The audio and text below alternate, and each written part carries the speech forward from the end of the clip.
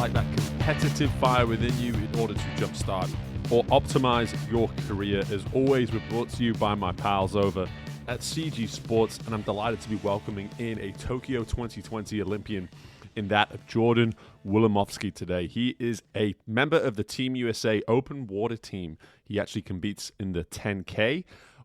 When this episode comes out, he will just be a couple days after he has competed at the games. So at the end of the episode, I'm going to let you know how he did. So I'm excited to be able to do that.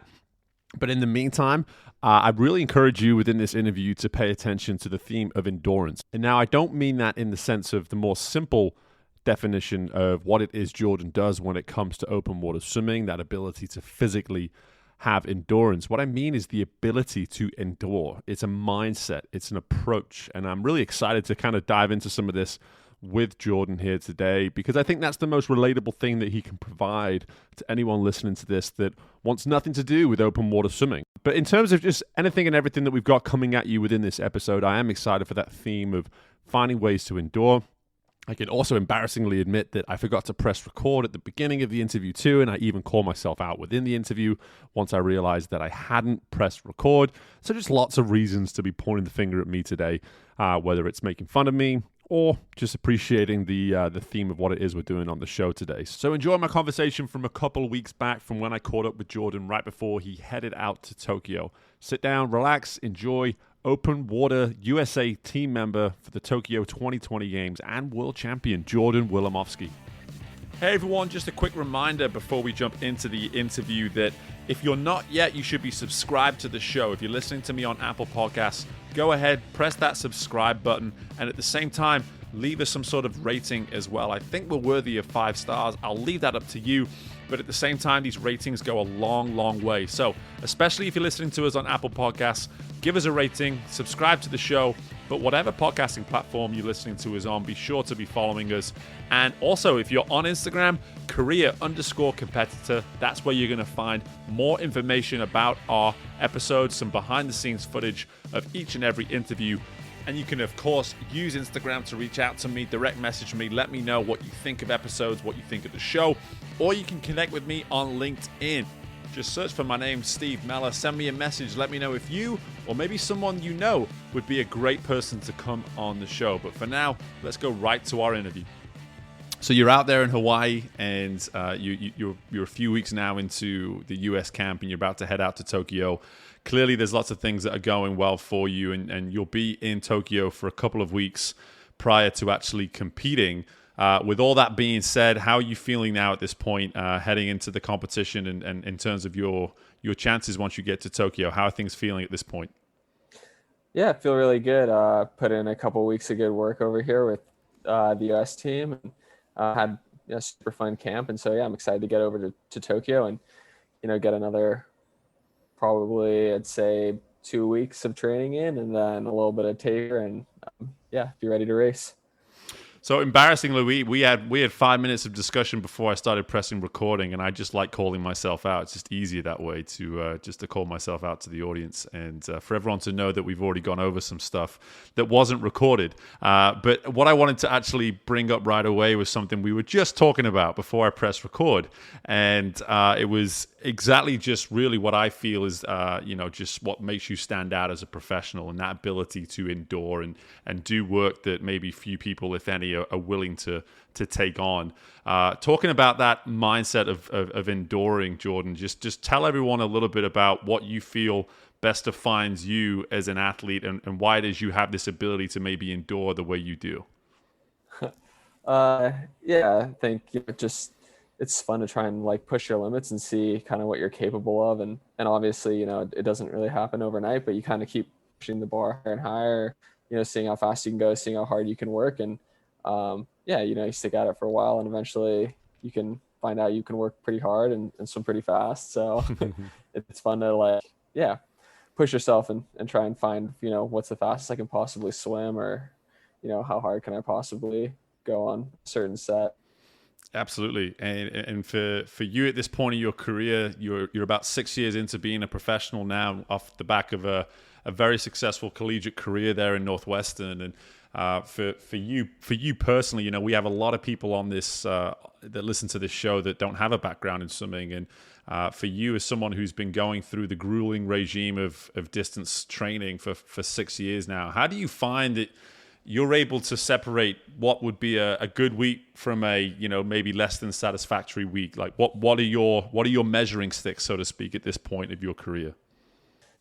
Yeah, it's kind of hard to put into words like what you do exactly in a week that makes it successful or not. But I think, you kind of know intuitively just based on having it for so long that, you did what you could that week to get better, or if there's some things, you're kind of missing or slacking on, and you kind of let yourself slip mentally or physically. And so, yeah, I think, at the end of the week, when it's all said and done, you kind of know if you got better or you stayed the same or got worse. And yeah, it's always a good feeling when you've completed a big week of work and know like you're getting a little bit closer to your goals. Yeah, absolutely. And for those that aren't educated on open water swimming, do you mind just sort of filling people in on, you'll be doing the 10K, isn't that right, when you get to Tokyo? Yeah, so I'll be competing in 10K open water. So basically, any kind of open water race is kind of what it sounds like. It's a race typically over a mile that doesn't take place in a pool, usually a river, lake, or ocean, and swim out on a course. And all the competitors are kind of swimming at the same time around you. So it's kind of like cycling, I guess, where you got to draft off everybody and you swim a big pack. Yeah, and then whoever is the fastest at the end wins, I guess. And how long does the race technically go for? So 10K usually takes about an hour and 50 minutes. Maybe give or take on current winds, the course itself.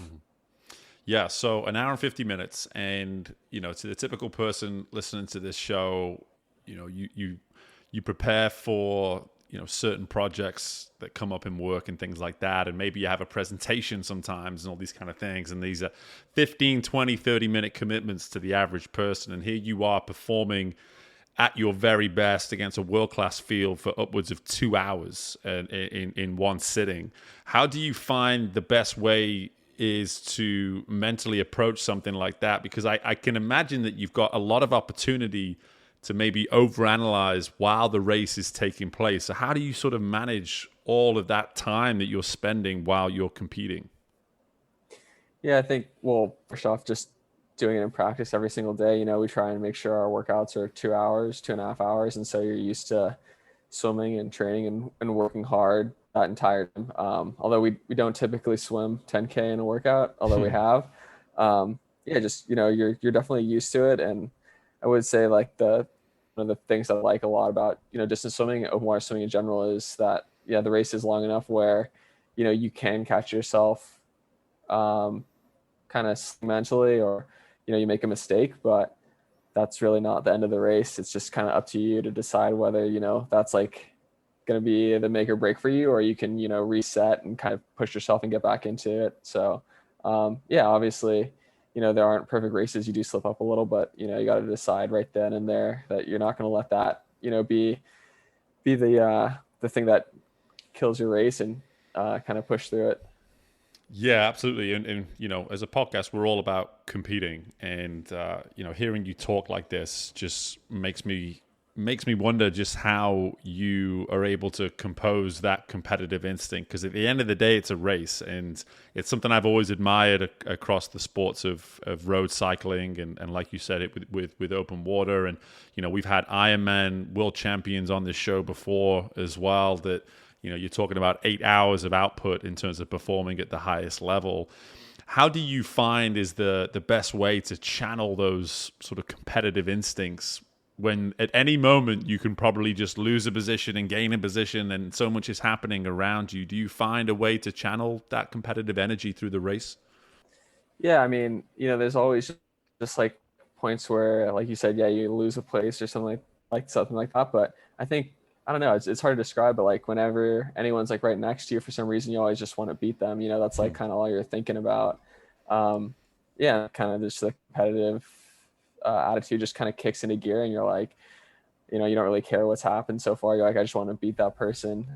Actually, today we're talking about like if I was talking to some of the swimmers and staff, and they were asking if I'd ever seen like sharks or anything like that while I'm swimming. And I'm like, fortunately no. And like, do you think about it while you're swimming? And honestly, like when I'm warming up and stuff, but yeah, for sure you get like nervous and you're like, oh man, I hope there's like nothing down below me or anything like that. But like as soon as, the starter, blows his whistle and stuff like that, like you never crosses your mind. You're kind of just like, all you're thinking about is, trying to win and do the best you can. And it doesn't really bother you for those 2 hours. So it's weird. Yeah. You kind of just like flip a switch and you're like, I want to win.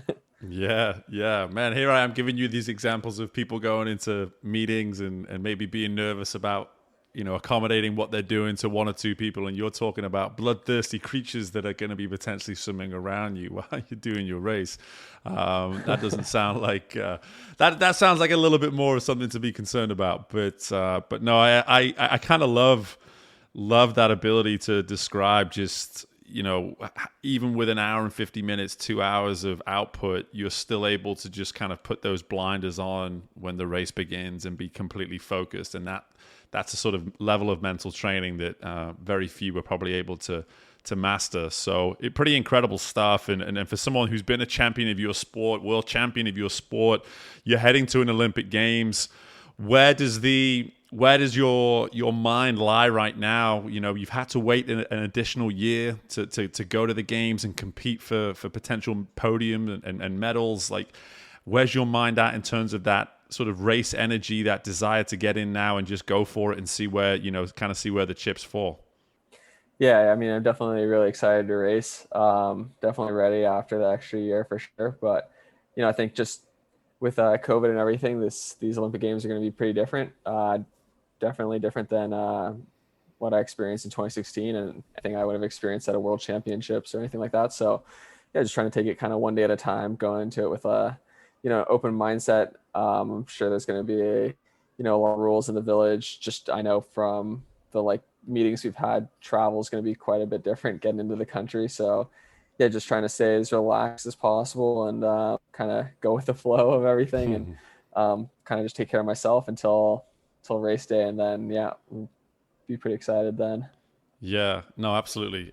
So, for people listening to this who, the one thing I'm a huge believer in is having a lifestyle geared towards your career and investing an enormous amount of energy and time into it, obviously, but knowing as well that there has to be more to life than just the career, that the way you balance everything that surrounds your career is equally, if not more important than the career itself. For someone who does have to dedicate so much time to what it is you do, Jordan, sort of talk to us a little bit about how you find that balance between being as invested as you are and maybe some other components to your life that you're able to, invest some good energy into. Yeah, fortunately for me, I'm very lucky that I'm able to swim and make my living swimming. But, at the end of the day, there's a lot more to life than just doing that, yeah, it's really it's super fun and I love doing it, but yeah, it's just swimming. It's really not gonna make or break anything in your life. And so, when you're done with a bad training session or whatever it may be, you kind of just put it behind you and, enjoy other things in life, hanging out with family and friends. I like going to the beach, I like surfing, and just kind of taking your mind off of swimming and training when you're not in the water. Yeah, I'm surprised you go to the beach, to be honest with you. With all that time with open water swimming, you still find the desire to want to go put yourself around it, even after you're done training. That's to me, that's my one reason why I don't swim to this day is because all I do is stand on a poolside and look at water all day. The last thing I actually want to do is actually get in it at the end of the day too. But that's great stuff, Jordan. Now, one thing I really wanted to get to with you is just your career growth to where you've gotten to, because a lot of people have different journeys, and for you fall into this category as someone who I wouldn't necessarily, and again, I mean absolutely zero disrespect with this, but for you came on during college. You really found your groove through college and kicked on to becoming truly competitive in the latter part of your college career to where you could now make a professional career for yourself. That's a very typical story for a lot of people that are successful in their careers. They have to find those opportunities, they have to find growth, and they have to take advantage of opportunities when they come their way. For someone listening to this, it's maybe at the beginning of their career journey. how did you sort of approach your process to getting better when you were at a point in your career where maybe you weren't guaranteed, you weren't expected to be the success that you necessarily are today? Definitely think my goal, I mean, I never really thought I'd ever like make an Olympic team or world championship team or anything like that. So yeah, I think my goal every year is just try and get a little bit better. And when you get like kind of view it through that perspective, it's a lot easier to imagine yourself getting a little bit better. And then, obviously over time, those small gains turn into bigger and bigger ones. And, if you look back 5 years later and you've made huge leaps. So, for me, yeah, I never really thought about making the Olympic team or anything like that. Just, to go a best time or place a little bit higher at NC2As. And then you do everything you can to achieve that goal that year. And when you do, you kind of tick that box, and then you sit down and kind of reset and say, okay, like, just made NCs my freshman year. So now I want to try and final top 8 next year. And so it's like, what is that going to take? It's going to take it like a little bit faster, getting better turns, whatever that may be. And then, you do that, you tick that box. And then the next year you're like, all right, well, I want to get, top 3. So I need to go this time, and you kind of get a little bit better and yeah, keep going. And hopefully, eventually you're able to make big strides. Yeah, absolutely. And you talk about big strides. I mean, again, for those listening that aren't swimming fans, it's hard to truly understand. But when you're improving the better part of close to a full minute through the mile from the beginning of your freshman year to the end of your senior year, it's an impressive improvement. It really is. And you can correct me if I'm wrong, but I think you were part of the fastest mile race to ever take place. Is that right, at NC2As, with the top 4 guys pretty much all breaking the record at the same time? Yeah, unfortunately, I was on the wrong side of that finish, but yeah, I was fourth, and all 4 of us went under the old NC2A record. So it was pretty cool. Yeah, typically the mile is the most exciting race in terms of finishes. Guys will win it by like 5 or 10 seconds. But yeah, I think everyone finished within a second of each other, all 4 of us, and we were all under the old NC2A record. So yeah, it was super cool. Everyone was like, that was like the coolest mile we've ever seen, and everything like that afterwards. Yeah, bummer I wasn't on the good side of that one, but yeah, it was fun to be a part of.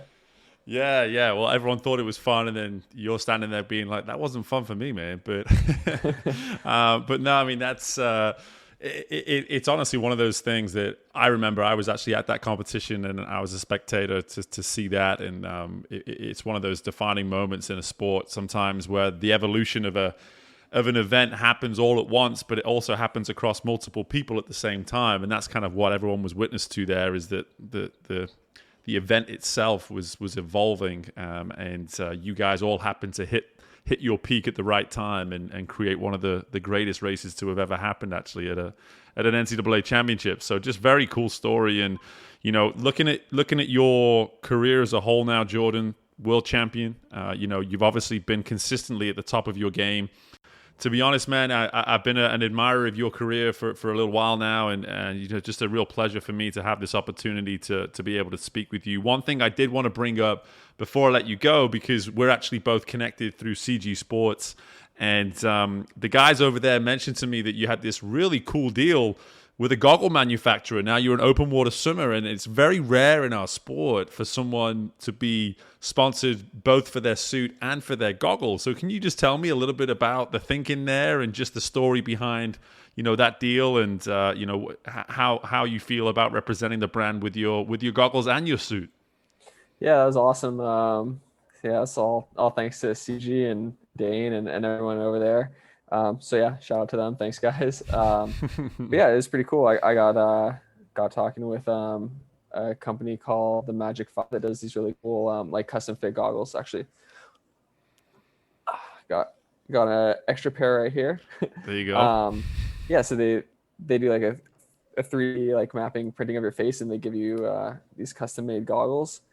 Which is awesome for open water and stuff like that. So you don't need to worry about tinkering with your goggles or anything like that halfway through the race. It's nice to know they're gonna fit every time. But yeah, so I was talking with them, and then I was approached by Tier for a contract with them, and was able to get a Tier contract for suit stuff, while still able to Magic 5 for goggles as well. So yeah, it'll be pretty cool. wearing a tier, probably full body. I haven't decided yet because it's going to be pretty hot in Tokyo, but probably a tier full body Victor open water suit and some Magic 5 goggles for the race. Awesome. Well, there you go, Magic 5. You got a nice little 1-minute advertisement courtesy of your boy Jordan on the show here today. And listen, man, like I said, best of luck with the competition. We'll all be rooting for you, and maybe we'll be able to bring you back on the show again in the future just to talk a little bit more about just some of this great career that you're building for yourself. So good luck with it all, man, and thanks again for joining us. Yeah, absolutely. Thanks for having me. Such a pleasure having Jordan join us on this episode of the show, and I'm happy to report that Jordan placed 10th, top 10 finish in that 10-kilometer swim in the Tokyo game. So just a fantastic effort from Jordan to place in the top 10 in the world is certainly no easy feat. So well done to you for that amazing achievement, Jordan. And in the meantime, I just wanted to really just remind you guys the importance of listening to a guy like Jordan and taking away something that I took away in terms of that get better mindset and understanding that each and every day he's just looking to get better. And that goes back to the theme of this episode of the ability to endure. If you have that desire to get better each and every day, then you're always going to find that incentive to keep going and keep going and keep going. And in his case, he has to be really good at keeping going. So again, my thanks to Jordan for joining us. Really cool perspective listening to someone who's very much at the top of the world in terms of what it is they do. And in the meantime, guys, listen, all the best with anything and everything that you've got going on. I'm really excited about some of the new episodes that we have coming your way. We have a full slate over the next couple months, so lots of interviews lined up, some awesome dialogue, and I'm just excited to continue bringing you this information that's going to challenge you on a competitive level to enhance your career. So all the best with everything you've got going on. Take care, and bye for now.